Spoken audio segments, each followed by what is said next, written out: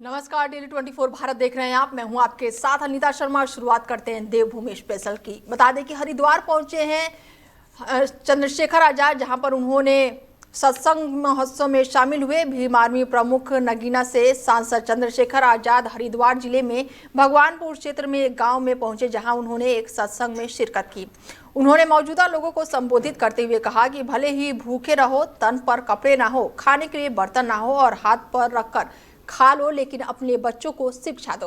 उन्होंने कहा कि नशा छोड़ दो और अगर भविष्य बनाना है तो सत्संग सभा में कुछ देर ठहरने के बाद उन्होंने मीडिया से बातचीत की और बीजेपी पर हमला बोलते हुए कहा कि बीजेपी के अधिकतर नेता जो हैं वो मुस्लिम समाज के लिए हेट स्पीच का इस्तेमाल करते हैं। उन्होंने कहा कि उत्तराखंड में तो हालात और भी बदतर है। चंद्रशेखर ने संभल का जिक्र करते हुए कहा कि न्यायपालिका पर भी जब इस तरह के उदाहरण पेश होने लगते हैं तो अब ये बड़ा सामना हो जाता है। ऐसे में चुनाव गठबंधन को लेकर उन्होंने साफ किया है कि वक्त के हिसाब से तय किया जाएगा कि आने वाले समय में क्या कुछ होने वाला है। तो ये सर्वे का हुआ मुझे तो पता नहीं। बीजेपी का एक मुख्यमंत्री नहीं, बीजेपी के सारे मुख्यमंत्री और बीजेपी पार्टी की जो पॉलिसी है वो हेट स्पीच के आधार पे है। उनको पता है जितना वो मुसलमानों के ऊपर, ईसाइयों के ऊपर, आदिवासियों के ऊपर जितना वो पीड़ादायक स्टेटमेंट देंगे, उतना ही उनका जो थोड़ा सा वोटर है, बहुत ज्यादा नहीं, थोड़ा सा जो उनका वोटर वो खुश होगा। उसको खुश करने के लिए, सिर्फ खुश करने के लिए नहीं, वो आगे बढ़ के वर्कर बन के, जो वोटर है वो वर्कर बन के काम करे। पूरा खेल फीलिंग का है। उसके मन में वो भाव पैदा करते हैं, कभी हिंदू राष्ट्र का, कभी कोई और भाव। इस भाव के बाद असल तो उत्तराखंड प्रैक्टिकल क्षेत्र हो गया उनके लिए। पहाड़ पे रहने वाले, काम करने वाले मुसलमानों को भगाने के लिए, यहाँ को आधार बनाने के लिए तमाम मदरसों पे जो है, जबकि सुप्रीम कोर्ट ने, हाई कोर्ट ने भी कहा कि अगर उसके पास पूरे दस्तावेज नहीं तो भी आप उस पर बुलडोजर नहीं चला सकते हैं। उन सब के बावजूद हम सब अपनी आंखों से देख रहे हैं। किसी भी गठबंधन पे आज तो कोई बात नहीं हो सकती। कल क्या होगा किसी को पता नहीं। 2024 में इंडिया अलायंस था, 2025 में सब अलग अलग लड़ रहे, दिल्ली में एक दूसरे के खिलाफ, 2024 में हरियाणा में एक दूसरे के खिलाफ लड़ रहे थे। तो गठबंधन तो मिनिमम कॉमन प्रोग्राम के आधार पर होता है। हम लोग स्वतः प्रयास कर रहे हैं कि जिसकी इतनी संख्या भारी, उसकी इतनी हिस्सेदारी के फॉर्मूले को हम लोग लागू करें। SC, ST, OBC और मुस्लिम समाज जो बहुसंख्यक है, जहां उनकी हिस्सेदारी बैठते हैं, उनको हिस्सेदारी दें और जो अपना कैडर है उनको साथ खड़े करके उनकी ताकत बनाए। तो वहीं मसूरी में 100 साल पुरानी दरगाह को ध्वस्त किया गया है, जिसके बाद से इलाके में हड़कंप मचा हुआ है और लोगों में रोष देखने को मिल रहा है। मसूरी क्षेत्र में स्थित 100 साल से अधिक पुरानी बाबा बुल्ले शाह की मजार को अज्ञात लोगों ने क्षतिग्रस्त कर दिया। शनिवार को देर शाम को मजार और उसके आसपास मौजूदा 2000 मजारों को तोड़ दिया गया है। तो वहीं दान पत्र को भी तोड़कर नकदी निकाल लिया गया है। घटना की सूचना मिलते ही बाबा बुल्ले शाह समिति और स्थानीय लोग मौके पर पहुंचे। मजार की हालत देखकर लोगों में भारी आक्रोश है। समिति का कहना है कि ये मजार स्कूल की भूमि पर सहमति से स्थापित की गई थी, किसी भी तरह से सरकारी जमीन पर नहीं थी और ये सिर्फ तोड़फोड़ नहीं, शहर के भाईचारे पर हमला है। मसूरी बाबा बुल्ले शाह समिति के सदस्यों ने घटना को दुर्भाग्यपूर्ण बताया और दोषियों पर सख्त कार्रवाई की मांग की है। समिति ने मसूरी पुलिस में शिकायत दर्ज कराने की तैयारी कर ली है। अनुयायियों ने चेतावनी दी है कि अगर जल्द कार्रवाई नहीं हुई तो वो आंदोलन कर सकते हैं। फिलहाल पुलिस जांच में जुटी हुई है और देर रात को CO मसूरी मनोज और साथ ही मजार का निरीक्षण किया और घटना के बारे में पूरी जानकारी ली। किसी कारण से आ नहीं पाए। उन्होंने काफ़ी बार फ़ोन, 1-2 बार फ़ोन उठाया भी। उन्होंने कहा शायद कहीं बिजी हैं, लेकिन सरासर सुनील भाई ये तो पूरा शहर का माहौल ख़राब करने वाली बात हो गई। हम बचपन से लेके आ रहे हैं, इस मजार को देख रहे हैं। शायद मैं 35-36 साल का आज हो गया, उससे पहले 50 साल पुरानी हम मजार देखते हैं, नीचे मौसी बोलते हैं। और सबसे कमाल की बात आपको मैं बता दूँ, रजत अग्रवाल जी इसमें अध्यक्ष हैं और मुस्लिमों से ज़्यादा गैर मुस्लिम ये इस मजार पे आप मेरे से बेहतर जानते हैं। गैर मुस्लिम यहाँ पर हिंदू भाई लोग हमारे इस मजार पे बहुत ज़्यादा आते हैं। तो अगर ये अवैध है, मैं बोलता हूँ चलो ये अवैध है, अगर प्रशासन इसको अवैध ठहराता है कुछ प्राइवेट प्रॉपर्टी पे तो आप लीगल एक्शन लेके इसको ध्वस्त कर दीजिए। ये कौन सी दादागिरी हो गई? अब बात देखिए, आपने देखा है, देखिए पेशाब किया हुआ है, कुरान पाक वहाँ फेंक रखा है, तो इससे धार्मिक भावनाएं आहत हो गई। पूर्ण तरीके से मांग करते हैं कि दोषियों के खिलाफ कार्रवाई हो। कहना चाहूँगा कि मैं यहाँ पर पैदा हुआ हूँ इस मसूरी शहर में। हमारे कई जनरेशन यहाँ ख़त्म हो गई है, बट कभी मसूरी का माहौल इस स्तर पर नहीं आया। और जितने भी यहाँ पर लोग हैं वो सब भाईचारे से हैं, लेकिन आज इस तरीके से कानून को हाथ में लेना एक बहुत ही दर्दनाक घटना है। ये शहर के इंसानियत और भाईचारे के ऊपर एक बदनुमा दाग जो आज इन लोगों ने यहाँ पर लगाया है, हम इसकी निंदा करते हैं। और इस शहर को एक गुलदस्ते की तरह सजोया है पुराने लोगों ने, लेकिन ये आज के जो बाहर से आकर के यहाँ ऐसा कर रहे हैं तो ये बहुत ही दुखदायी है और हम चाहते हैं कि इस पे कड़ी से कड़ी कार्रवाई हो। ये उत्तराखंड के अंदर प्रशासन का मैं फेलियर बोलूँगा, इसलिए जो है 10 दिन से जो है मसूरी को लेकर इस तरीके की बातें आ रही थी कि यहाँ पे बाबा बुल्ले शाह की मज़ार है जो एक अवैध मज़ार है और जंगलात की जगह पर है, जबकि इसका स्पष्टीकरण दे दिया गया था कि वाइनबर्ग एलन स्कूल की एक निजी संपत्ति है। और मुस्लिम समाज की तरफ से बिल्कुल स्पष्ट रूप था कि भाई अगर स्कूल चाहे अपना जो डिसीजन लेगा हम उसके साथ हैं। यहाँ पर लोगों की भावनाएं जुड़ी हुई हैं और जिस हिसाब से वो आके खुला चैलेंज करके इस मज़ार को तोड़ के गए तो सर मेरी नजर के अंदर तो ये शासन प्रशासन का बिल्कुल फेलियर है। किसी कारण से तो वहीं रुड़की में एक बार फिर से दबंगों का कहर देखने को मिला है, जहां पर पिता और पुत्र पर फावड़े और लाठी डंडों से हमला किया गया है। बड़ी जानकारी आपको दे दें कि रुड़की में एक रूह कपा देने वाली खबर सामने आई है। पुरानी रंजिश के चलते दबंगों ने सरेआम कानून की धज्जियां उड़ा दी है। बेखौफ हमलावरों ने एक पिता और उसके बेटे पर लाठी डंडों और फावड़े से हमला कर दिया है। जानकारी के मुताबिक मामला जो है वो पुरानी रंजिश से जुड़ा हुआ बताया जा रहा है और वायरल हो रहे वीडियो में साफ देखा जा सकता है कि किस तरह दबंगों ने जावेद उर्फ भोला और उसके बेटे जुनैद को घेर कर उस पर एक के बाद एक कई वार कर दिए हैं। हमला इतना भीषण था कि दोनों लहूलुहान होकर जमीन पर गिर पड़े। चीख पुकार सुनकर मौके पर स्थानीय लोग पहुंचे और आनन फानन में पिता पुत्र को अस्पताल पहुंचाया, जहां डॉक्टरों ने दोनों की हालत गंभीर देखते हुए प्राथमिक उपचार के बाद हायर सेंटर रेफर कर दिया।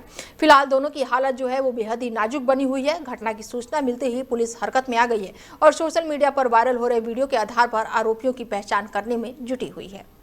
तो वहीं हरिद्वार में गणतंत्र दिवस से पहले पुलिस जो है वो पूरी तरह से हाई अलर्ट मोड पर नजर आ रही है। चप्पे चप्पे पर पुलिस जो है वो निगरानी रख रही है। गणतंत्र दिवस के मद्देनजर जनपद में सुरक्षा व्यवस्था के चाक चौबंद व्यवस्था की गई है और एसएसपी प्रमोद सिंह डोभाल ने सभी थाना प्रभारियों को सख्त निर्देश जारी किए हैं।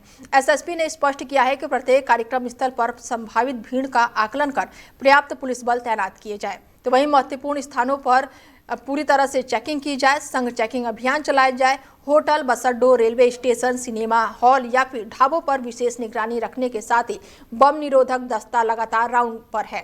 साथ ही जनपद की सीमाओं पर 24 घंटे चौकसी, संवेदनशील इलाकों में मोबाइल पेट्रोलिंग और संदिग्ध परिस्थितियों पर पैनी नजर रखने के निर्देश दिए गए हैं, ताकि गणतंत्र दिवस का आयोजन जो है वो शांतिपूर्ण और सुरक्षित माहौल में संपन्न हो सके। ऑपरेशन सिंदूर के बाद लगातार देश में सुरक्षा व्यवस्था को और मजबूत करने के लिए और बढ़ाने की जरूरत लगातार रही है। पूर्व में भी हरिद्वार पुलिस लगातार सभी जगह पे बॉर्डर पॉइंट्स पे, रेलवे स्टेशन या जितने भी महत्वपूर्ण इंस्टॉलेशन है वहाँ पर चेकिंग के हम लोग अभियान चलाते रहे हैं। वेरिफिकेशन की कार्रवाई हमारी चलती रही है। इस बार भी हरिद्वार पुलिस पूरी तरीके से मुस्तैद है। सभी थाना प्रभारियों के संबंध में निर्देशित किया गया है। सर्कल अफसर, एसपी सभी लोग अपने अपने क्षेत्र में लगातार गश्त में लगातार चेकिंग में रहेंगे और अगर किसी व्यक्ति को कोई भी संदिग्ध वस्तु या व्यक्ति दिखाई देता है तत्काल हरिद्वार पुलिस को 112 के माध्यम से अवगत कराएं ताकि आगे की जो भी कार्रवाई की जा सके। ऑपरेशन सिंदूर के बाद लगातार तो वहीं हरिद्वार में गायत्री परिवार का शताब्दी समारोह जो है वो अब संपन्न हो चुका है, जिसमें केंद्रीय कृषि मंत्री शिवराज सिंह चौहान ने शिरकत की है।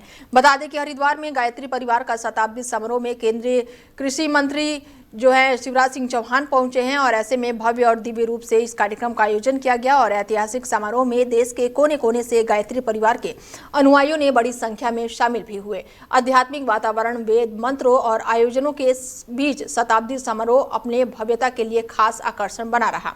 केंद्रीय मंत्री शिवराज सिंह चौहान के दौरान जिला प्रशासन पूरी तरह से सतर्क नजर आया। वीवीआईपी मूवमेंट को देखते हुए पुलिस और प्रशासन के वरिष्ठ अधिकारी मौके पर तैनात रहे। तो वहीं प्रवेश मार्गों पर संघ जांच के साथ साथ चप्पे चप्पे पर सुरक्षा बलों की तैनाती की गई। प्रशासन का कहना है कि श्रद्धालुओं और अतिथियों की सुरक्षा सर्वोच्च प्राथमिकता है। तो वहीं ऋषिकेश में इलेक्ट्रिसिटी बसों को लेकर अब जो है लगातार बवाल देखने को मिल रहा है। ऐसे में जो है ऑटो चालक भी अब सड़कों पर उतर आए हैं। ऋषिकेश में संचालित की जा रही इलेक्ट्रिक सिटी बसों को लेकर ऑटो रिक्शा यूनियन के पदाधिकारियों का गुस्सा फूट पड़ा है। तमाम यूनियनों के 5000 से अधिक वाहन सड़कों पर उतरकर प्रदर्शन कर विशाल रैली निकालकर नगर निगम को घेर रहे हैं। यूनियन नेताओं ने कहा है कि सरकार की इस योजना से ऑटो चालकों का व्यवसाय समाप्त की कगार पर आ गया है, जिससे हजारों परिवारों की रोजी रोटी पर सीधा संकट खड़ा हो गया है। परिवहन महासंघ अध्यक्ष जो है सुधीर राय और विक्रम यूनियन महासंघ अध्यक्ष महंत विनय सरसावत ने कहा है कि सरकार की पहले ही चेताया गया था, लेकिन सरकार ने कोई भी ठोस कदम नहीं उठाया और आज मजबूरन एक विशाल रैली निकालकर चक्का जाम किया गया है और नगर निगम का घेराव किया गया है। और इस दौरान सभी ऑटो और विक्रम और ई रिक्शा के नगर निगम परिषद में खड़ा कर दिया गया और मांगे पूरी होने के बाद ही वाहन सड़कों पर उतारे जाएंगे। देखिए, ये उत्तराखंड शहरी विकास निगम एजेंसी द्वारा 27 बसों का प्रस्तावित है कि ऋषिकेश नेपाली फार्म से लेकर तपोवन के बीच में लगभग 27 बसें संचालन का उनका उद्देश्य है और उनका उद्देश्य है कि एक रोजगार का सृजन होगा। हमारा मानना यह है कि जब लाखों की संख्या में यहाँ पे रोजगार से जुड़े हुए लोग हैं और तो उनको हटाकर नए रोजगार का सृजन कोई मैं नहीं समझता कोई अच्छी बात है। सबसे पहले जो रोजगार में यहाँ लगे हुए हैं उन लोगों को कैसे बढ़ावा दिया जाए, ये सरकार की सोच होनी चाहिए। और नई किसी बसों का, जबकि हमारी भौगोलिक परिस्थिति ऋषिकेश की ऐसी नहीं भी है कि 27 बसें यहाँ संचालित हो सकें, तो सरकार को ध्यान देना चाहिए। अगर सरकार नहीं चेतती है, अपना निरस्तीकरण का नहीं वापस लेती है, तो ये लगातार हमारी जितने भी वाहन हैं तकरीबन 1800 से 2000 वो हम नगर निगम कार्यालय में जमा करा देंगे और तब तक जमा कराएंगे जब तक सरकार वापस नहीं लेती है। इसलिए जो सरकार 27 बसें चलाना चाहती है, लक्ष्मण झूले से हरिद्वार तक एक ही मार्ग है। यहाँ पर लगभग 5500 वाहन यहाँ प्रति मार्ग है। अब हमेशा जाम की स्थिति बनी रहती है और हमारी रोजी रोटी भी रहती है।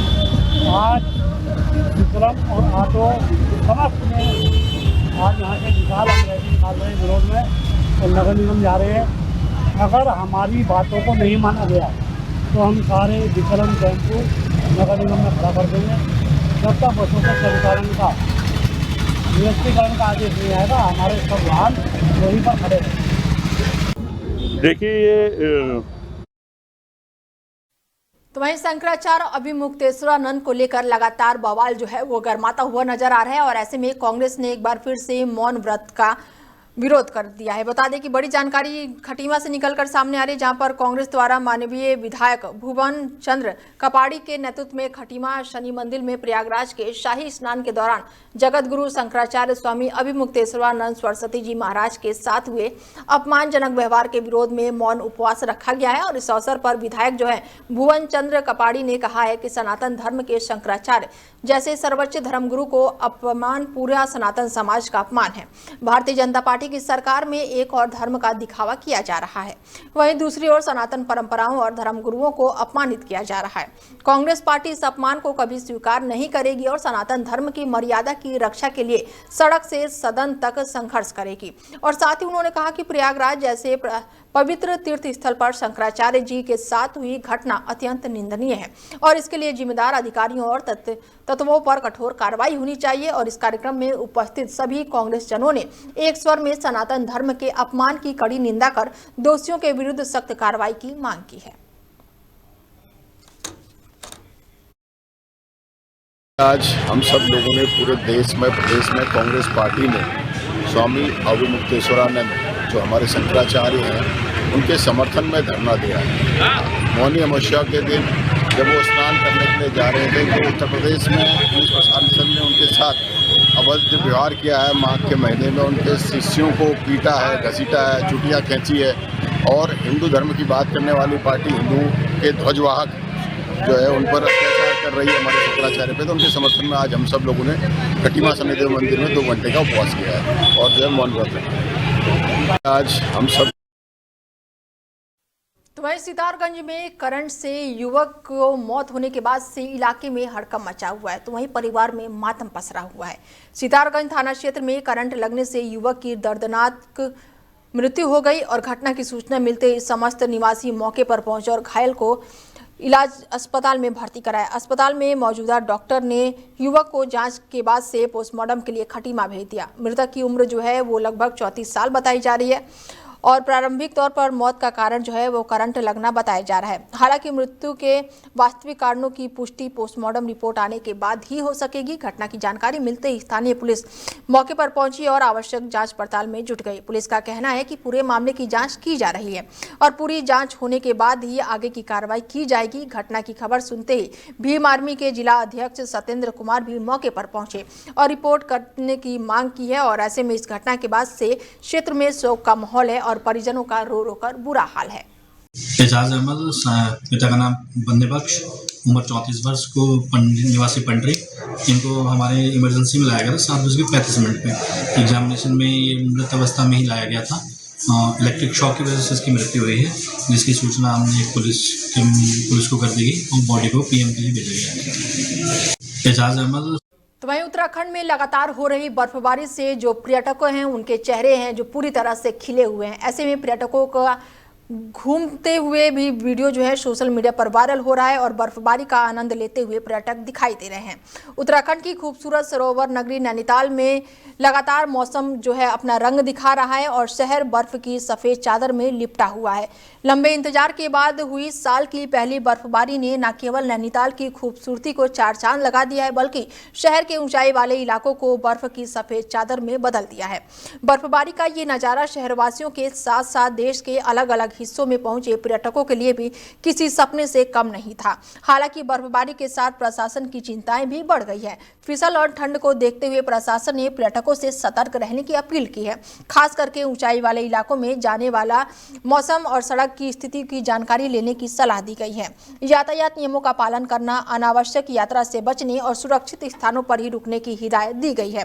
कुल मिलाकर नैनीताल में हुई इस बर्फबारी ने शहर में सिर्फ पर्यटकों को चहलकदमी बढ़ा दी है बल्कि बर्फ का ये नज़ारा न सिर्फ पर्यटकों के लिए यादगार बन गया है बल्कि नैनीताल के पर्यटकों को भी बढ़ावा दे रहा है।